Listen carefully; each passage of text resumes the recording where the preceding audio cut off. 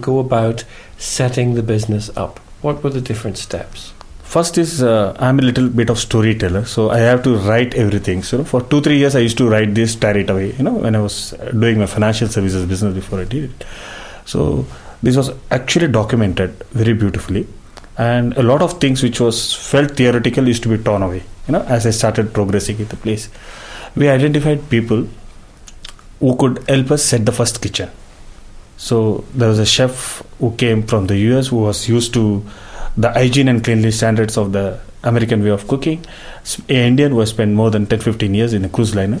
We also had a team which was working locally in a local canteen and making spicy Indian food. But they were not used to bulk production, and they were not used to hygiene standards the way it was. So we married the hygiene standards from the American way, and we brought in the local taste. So the people came in first, and along with the people we identify a locality where we'll start our first business. That was a suburb of Mumbai where the rentals were low.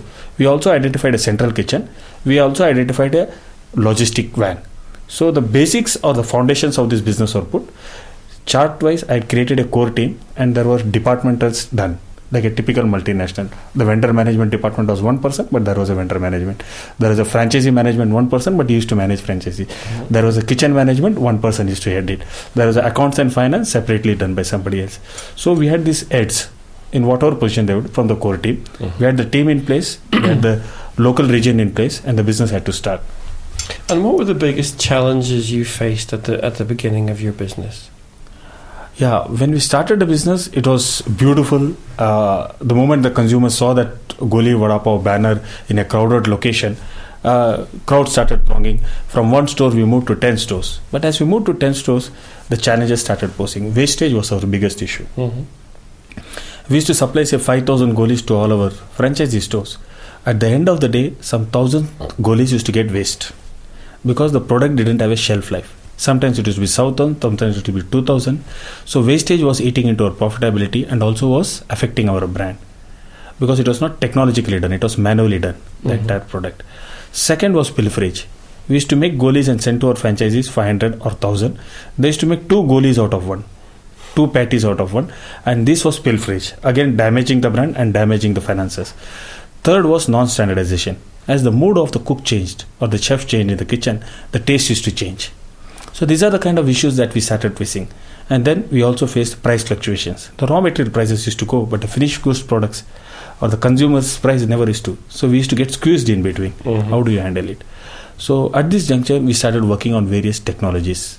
I tried the ultraviolet rays, the way Amul in India uses, or most probably Nestle uses here, to kill bacteria or microbiotes. I tried a technology which was the I would say the Lays and Bingos use, Pringles, nitrogen gas chambers, all locally done with engineers. The third was a blood bank technology, blast chill. So started working on technologies, but somehow I was thinking that we were trying to reinvent the wheel when already there were successful companies which had done it. And by this time I had lost a lot of money in all these technologies, but yet I had not found a concrete solution for wastages and pilferages and supply chain. That's when I started hunting around for technology partners, and I bumped into a company called Vista Foods in India, which were making patties for McDonald's in India. And they have a parent company called OSI, which has got 33 plants all over the world, and they had more than 50 years experience. So the first challenge was a material challenge. So that partnership that you made then, that addressed, it sounds like it addressed most of the challenges. What about the pilferage? Is that something, how did you eradicate that? See, the product is done in a fully automatic plant. So the product has got a 9-month shelf life. It's hard solid like a stone.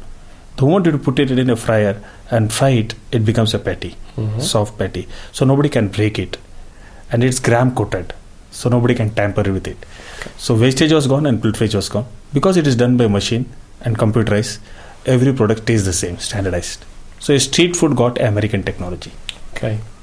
So you were able to address those challenges pretty successfully. Your business has been scaling, and it is a highly scalable business.